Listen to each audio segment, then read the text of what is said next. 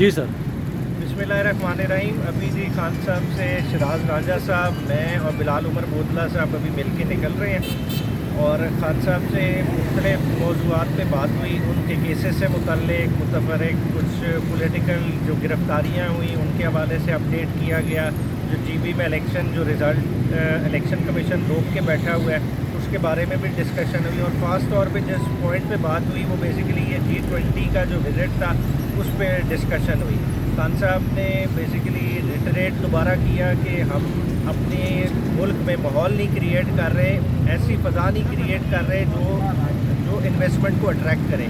उन्होंने मिसाल दी कि एक शहद को देख के ही मक्खियाँ आती हैं। जब तक आप वो माहौल पाकिस्तान में क्रिएट नहीं करेंगे फ़ॉरेन इन्वेस्टमेंट नहीं आएगी। और फ़ॉरेन इन्वेस्टमेंट में भी सबसे पहले कौन आता है? आपका जो ओवरसीज़ पाकिस्तानी बैठा हुआ है। और उसने तभी इन्वेस्ट करना है जब वो देखेंगे कि इस मुल्क में जमहूरियत बहाल रहेगी, कोई ह्यूमन राइट्स की वायलेशन नहीं होगी। तो हमें एक बेहतर माहौल क्रिएट करना पड़ेगा। लॉन्ग टर्म में स्ट्रेटेजिक दूसरी इन्वेस्टमेंट्स आती हैं। तो इन सारी चीज़ों का डिस्कशन हुआ। साथ मोहम्मद बिन सुलेमान का विज़िट इंडिया का वो भी डिस्कस हुआ कि देखिए हमारी कितनी बदनसीबी है कि हमें छोड़ के दूसरे ममालिक में इकट्ठ हो रहा है जो, और ऐसे ममालिक इकट्ठे हो रहे हैं जो हम अपने अलाए समझते हैं मगर एक दुश्मन देश में इकट्ठे हो रहे हैं। तो ये देखना है, हमने देखना है कि हम एक CPEC को एक तरफ बढ़ाना चाह रहे हैं, दूसरी तरफ देखें कि उन्होंने पुराना स्पाइस फूड बहाल कर रहे हैं। तो हमारी इकॉनमी को कितना धचका लगा हुआ है इस वक्त। तो इस चीज़ को उठाने के लिए हमें पॉलिटिकल लीडरशिप चाहिए, 90 दिन के लिए इलेक्शन चाहिए। और इसी के लिए उनका अपनी तंजीमों को भी दोबारा से जोर है कि मेरी तंजीमें सारी दोबारा से असर्ट करें, इस चीज़ पे एजिटेट करें अपने सोशल मीडिया के पैगामात के ज़रिए कि हमें बिल फॉर इलेक्शन चाहिए। शुक्रिया। ठीक। बच्चों की मुलाकात के हवाले से भी। हाँ जी, बच्चों की मुलाकात के हवाले से क्योंकि राजा साहब ने दरख्वास्त दी थी वो अलाउ तो हो गई थी, क्योंकि अब उसमें इम्प्लीमेंट नहीं हो रहा तो राजा साहब ने उसमें कंटेम्प्ट एप्लीकेशन दायर कर दी है। आप देखें कंटेम्प्ट में जिसमें जेल सुपरिटेंडेंट का और होम सेक्रेटरी का जवाब आ जाता है तो उसके अकॉर्डिंगली वो आगे प्रोसीड होती है। आज के कौन से केसेस पे ज़्यादा फोकस बेसिकली तो साइफर की बेल है जो 14 में चली गई है। बाकी केसेस खान साहब के ज़्यादा क्लियर होगा क्योंकि JIT की रिपोर्ट आने वाली है, तो उसको भी क्लोजली हम वॉच कर रहे हैं। जाहिर बात है JIT की रिपोर्ट आती है तो जिस तरह का पॉलिटिकल विक्टिमाइजेशन का दौर चल रहा है तो हम देखते हैं कि शायद एक वो 9 मई के हवाले से भी एक और एवेन्यू दोबारा से शुरू कर दिया जाएगा ताकि खान साहब का किसी तरह से इस डिटेंशन का पीरियड बढ़ाया जा सके। कल से एक बात गर्दिश कर रही है कि अडयाला जेल से मुंतकिल किया जाएगा।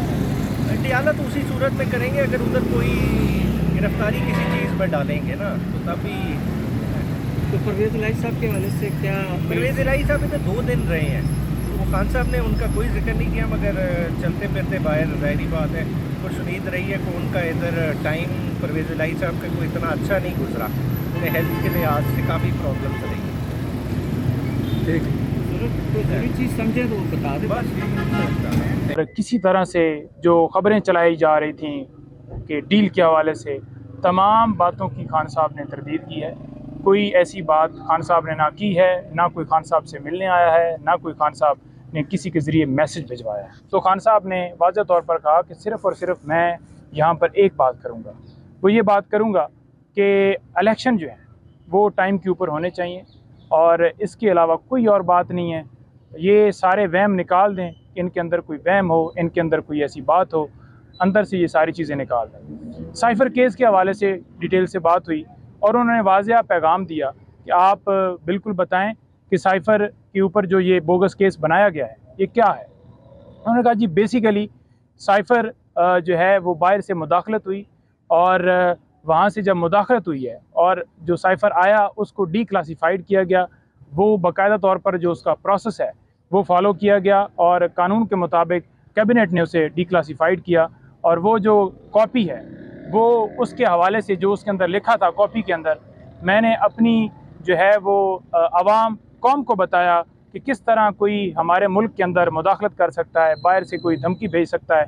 देखें बात यह है कि बच्चों के हवाले से मुलाकात के ऊपर पाबंदी नहीं होनी चाहिए। आज हमने दरख्वास्त वहाँ पर दी है जो साइफ़र कोर्ट की स्पेशल जो अदालत बनी है साइफ़र के मुकदमे के लिए, उसमें दी है हमने दरख्वास्त और तौहीन अदालत की कार्रवाई जो है वो बाकायदा तौर पर जो है वो उन्होंने नोटिस भेजा है इनको और इनसे रिपोर्ट मांगी है कि आप ये जवाब दें ताकि जो है इसके ऊपर ये जवाब देंगे और इनके ख़िलाफ़ बाकायदा तौर पर कार्रवाई होगी, क्योंकि लेकिन जी खान साहब से मुलाकात हुई है और खान साहब का मोराल पहले की तरह बड़ा बुलंद था और खान साहब के हौसले जो हैं वो पहाड़ों की तरह बुलंद थे। और किसी तरह से जो ख़बरें चलाई जा रही थी कि डील के हवाले से, तमाम बातों की खान साहब ने तरदीद की है। कोई ऐसी बात खान साहब ने ना की है, ना कोई खान साहब से मिलने आया है, ना कोई खान साहब ने किसी के ज़रिए मैसेज भिजवाया है। दूसरे नंबर पर जब खान साहब से हमने पूछा कि सर ये बताइएगा कि कोई डील के हवाले से कोई आप बताएं हमें कि ये बात चल रही है, तो खान साहब ने वाज़ह तौर पर कहा कि सिर्फ़ और सिर्फ मैं यहाँ पर एक बात करूँगा, वो ये बात करूँगा कि इलेक्शन जो है वो टाइम के ऊपर होने चाहिए और इसके अलावा कोई और बात नहीं है। ये सारे वहम निकाल दें, इनके अंदर कोई वहम हो, इनके अंदर कोई ऐसी बात हो, अंदर से ये सारी चीज़ें निकाल दें। साइफ़र केस के हवाले से डिटेल से बात हुई और उन्होंने वाज़ह पैगाम दिया कि आप बिल्कुल बताएं कि साइफ़र के ऊपर जो ये बोगस केस बनाया गया है ये क्या है। उन्होंने कहा जी बेसिकली साइफ़र जो है वो बाहर से मुदाखलत हुई और वहाँ से जब मुदाखलत हुई है और जो साइफ़र आया उसको डीक्लासिफाइड किया गया, वो बाकायदा तौर पर जो उसका प्रोसेस है वो फॉलो किया गया और कानून के मुताबिक कैबिनेट ने उसे डीक्लासिफाइड किया और वो जो कॉपी है वो उसके हवाले से जो उसके अंदर लिखा था कॉपी के अंदर, मैंने अपनी जो है वो आवाम कौम को बताया कि किस तरह कोई हमारे मुल्क के अंदर मुदाखलत कर सकता है, बाहर से कोई धमकी भेज सकता है कि इस जो वज़ीर-ए-आज़म है इसको हटा दो। तो बेसिकली वो ये कह रहे थे कि ये साजिश इस वजह से की गई कि साइफ़र आया नहीं है, क्योंकि जो बाहर से मुदाखलत हुई जो अमेरिका है उनके हवाले से उन्होंने वाज़ह ये बात की कि ये उनकी तरफ से ये जो है वो एक बात को रोकने के लिए इन्होंने जानबूझकर ये ऐसा प्रोपेगेंडा किया ताकि लोगों तक पता ना चले, क्योंकि उनके लिए खुद ये एक शर्मिंदगी की बात थी कि कैसे अंदरूनी मामलात में मुदाखलत किसी भी मुल्क में की जा सकती है। तो उन्होंने कहा जी कि देखें बात यह है कि उन्होंने हमारी गैरत पे हमला किया, उन्होंने जो है वो हमारे अंदरूनी मामलात के अंदर मुदाखलत की। तो मैं अवाम का नुमाइंदा हूँ, मुझे अवाम ने वोट दिया, मैं इस मुल्क का शहरी हूँ, मुझे मुल्क से प्यार है और मैं कैसे ये बर्दाश्त कर लेता कि कोई बाहर से धमकी दे और मैं चुप करके बैठा रहता। मैं क्यों ना लोगों को बताता कि इस तरह से ये साजिश की गई और उसका आपने रिज़ल्ट देख लिया कि वाकई ही चलती फिरती जो हुकूमत है उस साइफ़र के बदले में जो है वो गिरा दी गई। दूसरे नंबर पर उन्होंने कहा कि ये जो डॉक्यूमेंट्स कहते हैं कि कोड जो हैं शेयर किए गए, किसी तरह से कोड्स ना शेयर किए गए, ना कोई ऐसी जो ओरिजिनल जो साइफ़र है उसको मैंने किसी के साथ शेयर किया, बल्कि इसके ऊपर तो वो ओरिजिनल जो है वो फ़ॉरेन ऑफिस के अंदर मौजूद होता है और अभी भी वहाँ पर ही है।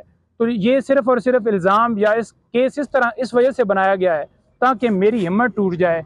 यहाँ पर उन्होंने बताया कि मुझे जो रिपोर्ट जमा करवाई गई है सुप्रीम कोर्ट में, तो उन्होंने कहा कि ये देखें ये जो सारी बातें की जा रही हैं ना कि ऐसी सहूलतें मिल गई हैं, यूँ हो गया है, ये हो गया है और वो बड़ा जो है अंदर जो है आराम कर रहे हैं। उन्होंने कहा जी बिल्कुल वही सेल है, उसी तरह से रखा हुआ है, वही पोजीशन है जो पहले दिन आके मैंने इधर बताई थी और उसी तरह से रखा गया है। लेकिन खान साहब ने कहा कि देखिए ये कुर्बानी देनी पड़ती है, कौम के लिए कुर्बानी देनी पड़ती है, अपनी नस्लों के लिए कुर्बानी देनी पड़ती है और वो मैं कुर्बानी दे रहा हूँ और दूँगा। आवाम के हवाले से उन्होंने वाज़ह मैसेज भेजा है कि देखें जिस तरह मुझे यहाँ पर रखा गया है और मैं अपने मौक़िफ़ से कभी भी नहीं हटूँगा, क्योंकि ये हकीकी आज़ादी की जंग है और इस हकीकी आज़ादी की जंग जो है इसको आपने भी इसी तरह से कंटिन्यू रखना है। और जो कौम झुक जाती है, डर जाती है या अपने मौक़िफ़ से पीछे हट जाती है तो वो कभी भी आज़ाद नहीं होती और ये आप लोगों की आज़ादी की जंग है। आज उन्होंने कहा कि देख लो कि गरीब आवाम के साथ क्या किया जा रहा है। आज उन्होंने कहा कि आप ये देख लो कि मुल्क के अंदर महंगाई कहाँ पर पहुँच गई है, चीज़ों की कीमतें कहाँ पर पहुँच गई हैं, पेट्रोल डीज़ल कहाँ पर पहुँच गया है। आज जो बिजली के बिल हैं, एक बंदे की तनख्वाह जो है 20-30 हज़ार है तो कैसे वो 70-70 हज़ार बिल जो है वो अदा कर सकता है। एक मुल्क के अंदर जो मुआशी बहरान आ चुका है, उन्होंने कहा जी वाहिद इसका जो रास्ता है वो सिर्फ़ और सिर्फ इलेक्शन है और इलेक्शन जो है वो टाइम के ऊपर होने चाहिए और उनके ख़िलाफ़ कार्रवाई होनी चाहिए जिन्होंने केपी में, पंजाब में इलेक्शन के अंदर डिले करवाया और जानबूझकर इलेक्शन नहीं करवाए। उनके ख़िलाफ़ जब तक आर्टिकल 6 नहीं लगेगा उनके ऊपर तौहीन अदालत की कार्रवाई नहीं होगी, क्योंकि सुप्रीम कोर्ट ने जब वाज़ह कह दिया और उन्होंने इलेक्शन नहीं करवाए तब तक ये जो है आगे नहीं जा सकता। दूसरा उन्होंने जो ये बात की है कि देखिए मेरी ना जायदाद बार है, ना मेरे बैंक्स बार हैं, ना मेरी कोई प्रॉपर्टी बार है, मैं इस मुल्क का हूँ और मैं इस मुल्क के अंदर रहूँगा।